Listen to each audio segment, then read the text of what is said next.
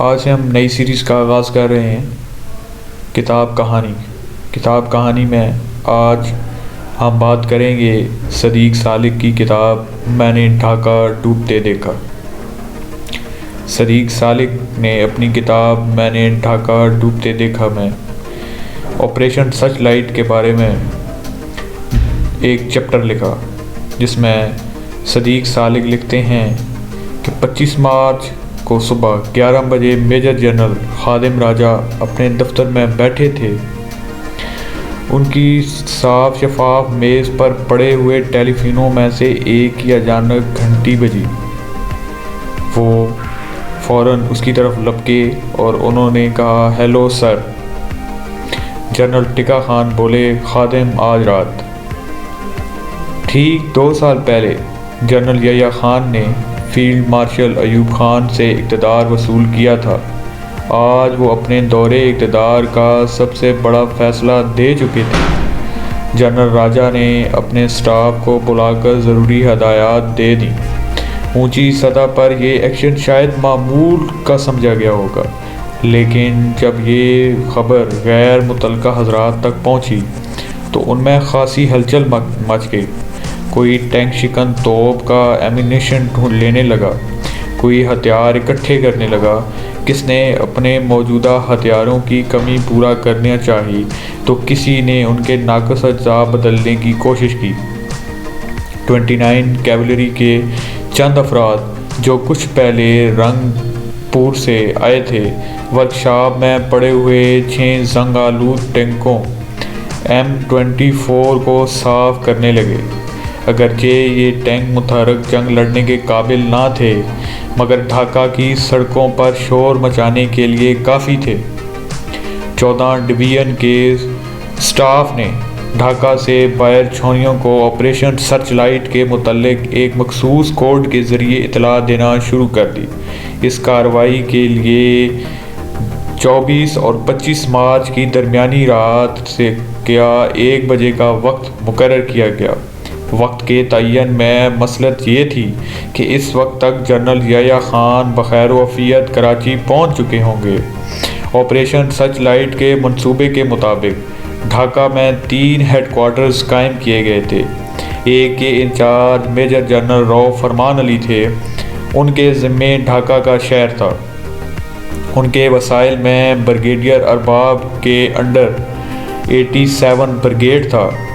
دوسرے head quarter کے incharge major general خادم راجہ تھے، جنہوں نے 87 بریگیڈ کے علاوہ بقیہ 14 ڈویژن کے ذریعے سارے صوبے کو کنٹرول کرنا تھا۔ اس کے علاوہ جنرل ٹکا خان نے جنرل فرمان علی اور جنرل راجہ کی کارکردگی کو مجموعی طور پر نظر رکھنے کے لیے مارشل لا ہیڈ کوارٹر میں رات جاگ کر گزارنے کا فیصلہ کیا۔ یہ تیسرا ہیڈ کوارٹر دارالحکومت کے علاقے ثانی میں واقع تھا۔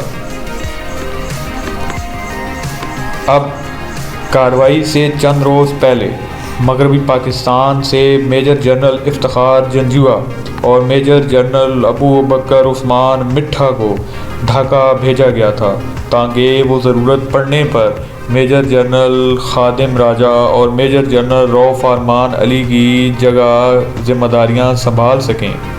یہ احتیاط اس لیے برتی گئی تھی کہ تھوڑا عرصہ پہلے تک یہ دونوں افسر جنرل صاحبزادہ یعقوب کی ٹیم کے اہم رکن تھے۔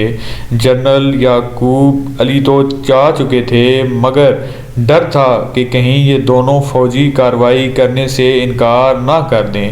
اس شک کی تصدیق کے لیے جنرل یحییٰ خان اور ان کے قریبی حلقوں نے کئی طریقے اختیار کیے، حتیٰ کہ ان کے ہم نوا ویم پیالہ دوست جنرل عبدالمجید نے جنرل فرمان اور جنرل راجہ کی بیگموں سے پوچھا کہ آپ کے شوہروں کے خیالات کیا ہیں۔ جب یہ بات جنرل فرمان اور جنرل خادم تک پہنچی تو انہوں نے جنرل حمید کو یقین دلایا کہ ہم آپ کے فرمان کے خادم ہیں۔ میرے جیسے ادنا افسر 10 بجے رات جنرل ٹکا خان کے ہیڈ کوارٹر میں جمع ہونا شروع ہوئے۔ جب میں وہاں پہنچا تو دفتر کے احاطے میں صوفے اور آرام کی کرسیاں بچھائی جا رہی تھیں۔ رات بھر کے لیے چائے اور کافی کا انتظام کیا جا رہا تھا۔ میرے ذمے خاص فرائض نہ تھے، صرف حاضر رہنے کو کہا گیا تھا۔ میں ایک کرسی گھسیٹ کر اس پر بیٹھ گیا۔ صوفوں اور کرسیوں کے پاس ایک جیپ کھڑی تھی جس میں وائرلیس سیٹ نصب تھا۔ یہ بیرون خانہ آپریشن روم تھا جس میں جنرل ٹکا خان، جنرل مٹھا اور چند اور حضرات تشریف فرما تھے۔ ٹھنڈی چاندنی میں ڈوبا ہوا شہر سو رہا تھا اور موسم بہار کی خنک میرے گالوں کو چھو کر گزر رہی تھی۔ باہر جتنا سکون تھا میرے اندر اتنا ہی زیادہ تلاطم تھا۔ میں سوچنے لگا، یہ خوشگوار رات خون کی ہولی کھیلنے کے لیے قطر مناسب ہے۔ مسلح افواج کے علاوہ اگر کچھ اور لوگ اس رات سرگرم عمل تھے تو وہ عوامی لیگ کے قائدین اور ان کی پرائیویٹ آرمی تھی۔ بنگالی نوجوانوں نے سڑکوں کی رکاوٹیں کھڑی کرنا شروع کر دی تھی اور عوامی لیگ سے ہمدردی والے پولیس آفیسر مستعد تھے۔ شیخ مجیب الرحمان کا مقرر کردہ commander in chief general M.A.G. Osmani Bengali یونٹوں سے رابطے قائم کیے ہوئے تھا۔ ان کی تیاریوں کے باوجود ابھی تک ساری کارروائی پر خاموشی کی پتلی سی چادر تنی تھی۔ رات 11:30 بجے جیپ میں سویا ہوا وائرلیس سیٹ جاگا۔ ڈھاکہ کے مقامی کمانڈر نے کارروائی مقررہ وقت 1 بجے سے پہلے شروع کرنے کی اجازت چاہی کیونکہ مخالفین کو فوجی کارروائی کا علم ہو چکا تھا اور وہ پوری شد و مد سے مزاحمت کی تیاریاں کر رہے تھے۔ ان کا خیال تھا اور اب وقت ضائع کرنے سے حریف ہی کو فائدہ پہنچے گا۔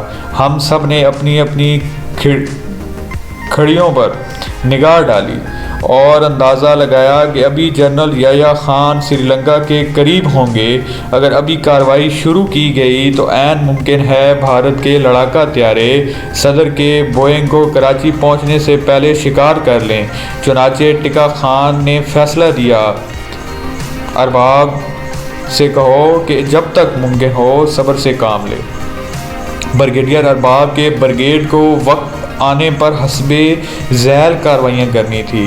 13 فرنٹیئر فورس ڈھاکہ کی چھاؤنی میں ریزرو فورس کے طور پر ٹھہرے گی اور وقت ضرورت چھاؤنی کا دفاع کرے گی۔ 23 لائٹ ایک ریجمنٹ اٹرلی پہلے ہی ڈھاکہ ایئرپورٹ پر متعین تھی۔ اس کے ذمے ہوائی اڈے کا زمینی اور فضائی دفاع تھا۔ 22 بلوچ ڈھاکہ شہر میں فیل خانہ میں تھی جہاں ایلیٹ پاکستانی رائفلز EPR کا ہیڈ کوارٹر تھا۔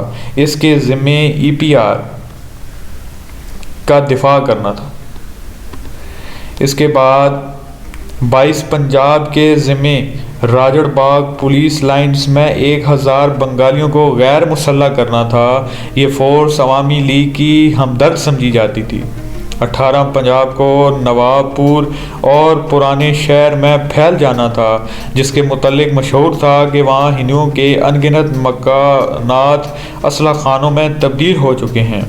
فیلڈ ریجمنٹ اٹرلی کے ذمے محمد پور، میر پور ان سے ملکہ علاقوں کا کنٹرول تھا۔ 18 بلوچ، 22 بلوچ اور 23 پنجاب کی ایک کمپنی پر مشتمل ایک خصوصی فورس تیار کی گئی تھی جس کے ذمے اقبال ہال، جگن ناتھ ہال اور جو عوامی لیگ کے حامیوں کے گڑھ سمجھے جاتے تھے باغیوں سے صاف کروانا تھا۔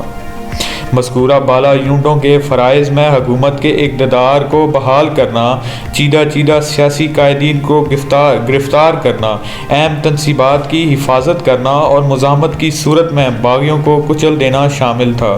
ان فوجیوں کو اپنے اپنے علاقوں میں رات 1 بجے سے پہلے پہنچنا تھا، لیکن راستے میں بنگالیوں کی کھڑی ہوئی رکاوٹوں کے پیش نظر اکثر یونٹیں چھاؤنیوں سے 11:30 بجے ہی نکل پڑی۔